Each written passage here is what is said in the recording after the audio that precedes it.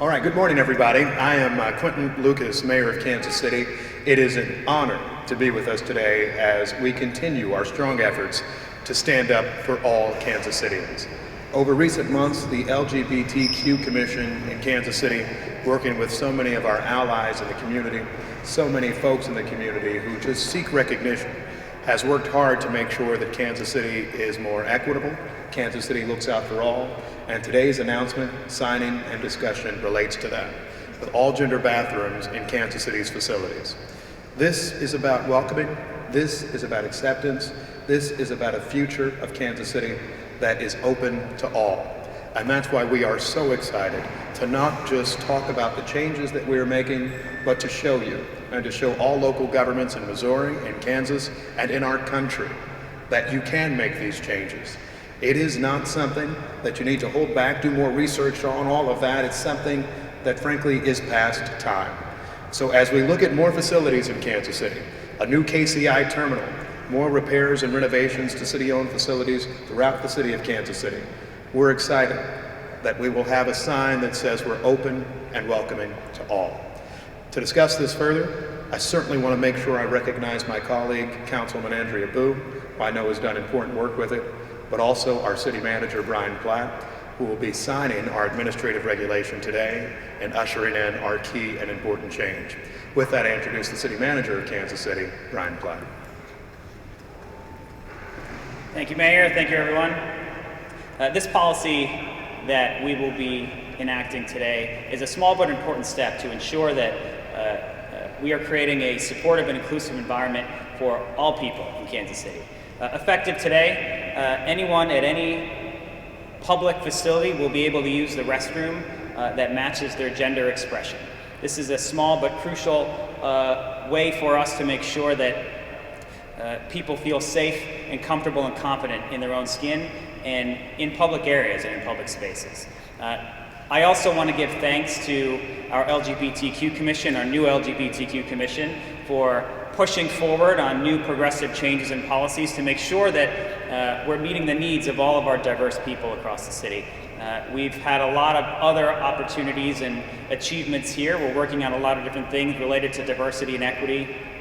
We're in the process of hiring our city's first Chief Equity Officer. We've made some incredible improvements already in our Human Resources Department with some restructuring and expansion. We had a lot of success with our fire union contract, making changes to make sure that we're creating a work environment that's supportive and inclusive of all people in our own fire department. We've got more changes and improvements to come. We're looking forward to working with everyone on all that. With that, I'll introduce Councilwoman Boo. Who's next? All right, I will be brief. I just want to thank everyone for being here. This is truly a collaborative effort. I want to thank the mayor, city manager, my colleague, Councilman Bunch, who's not here with us today, but is here with us in spirit, the LGBTQ Commission, Justice Horn, who you will hear from in a few minutes, and Casey Proud, our employee-based organization.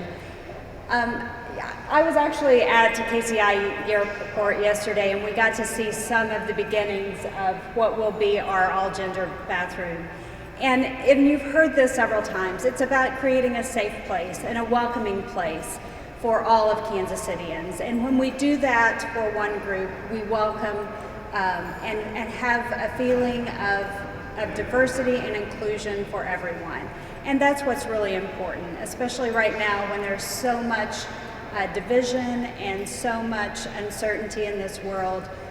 The small steps that we can make to create a safe place for Kansas City. And also, we're not just doing the all-gender bathrooms, but we're also providing personal hygiene products in those restrooms.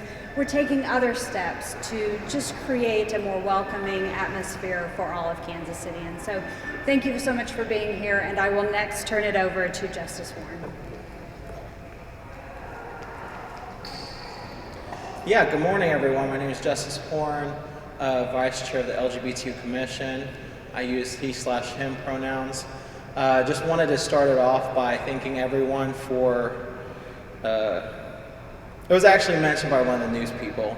They said, don't you think this has been moving a little fast? And I just want to thank everyone for seeing this moment, meeting this moment, and seeing the urgency behind these policies, from Mayor Lucas to City Manager Platt and to our council sponsors and our council leaders, Councilwoman Andrea Boo and Councilman Bunch. I think in establishing the LGBTQ Commission, we wanted to advise the elected leaders here in this building to further advocate, and they've really taken that baton and ran with it. I just want to thank all of them for continuing to advocate for the LGBTQ community here in Kansas City, and for doing much more than pride flags and symbolistic gestures, which is important for a community that hasn't seen visibility and recognition for a while. But I think it's important that we take this step as a city, especially a city in the Midwest and the historically Bible Belt, for us to say this is who we are and this is who we're going to be. And this is one of many steps that Kansas City is going to take to being a regional leader when it comes to welcoming LGBTQ people. So with that, I am honored to stand here with change makers who are pushing this and who are continuing to foster an environment for all LGBTQ people to feel seen here in our city. So thank you. This has been a conversation for years, nationally, statewide, and even in this city. I think that there are a few things that are important changes as to how it actually progressed so very quickly. One was the commitment of elected officials here in Kansas City. Councilwoman Boo, Councilman Bunch, myself, the entire city council have said that this is something that is important for us and made clear to the city manager that this is the sort of thing we wanted to see done. I don't think it's accidental that we have one of our largest infrastructure investments in the KCI Airport new terminal occurring right now. We wanted to make sure that this was contemporaneous with that new terminal project, as well as significant expenditures citywide in improving facilities. I think another thing, there are two other things that I'll note that have changed importantly. One is that we have a new city manager. I know he's now been here probably for 7 months or so he may not feel as new, but Brian Platt is someone who is committed to getting things done, particularly when he hears from mayor and council how important it is for all of us. But the final, in many ways, most important factor is the involvement of members of the public. We have the LGBTQ Commission now in Kansas City, but most importantly, it's not just the commission. It's everybody they've worked with, it's everybody they've reached out to. The reason we create commissions is not so that we can just look at each other at City Hall and talk about issues and challenges. It's instead so that we can do a better job of receiving feedback from Kansas Cityans. We have heard by and large from lots of Kansas Cityans that we shouldn't perpetuate discrimination in our facilities. We should make sure that everyone is welcome. And I appreciate the commission for making sure the voices of the public were heard in this situation. And so I think this is one of those almost rare times in government where speed is created by the fact that you had an administration working well with elected officials, working well with public representatives, and the public itself to say we can do better, and now is the time to make sure we're doing that better type of stuff for Kansas City. Councilwoman Boo, do you have anything to add? I will just say briefly that these conversations started at the beginning of the year.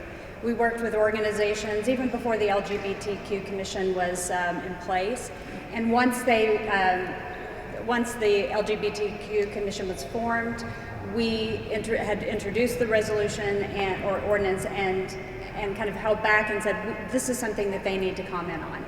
And so in some instances, we had done a lot of the legwork before this ordinance was introduced. And so I think that's why it went through rather smoothly.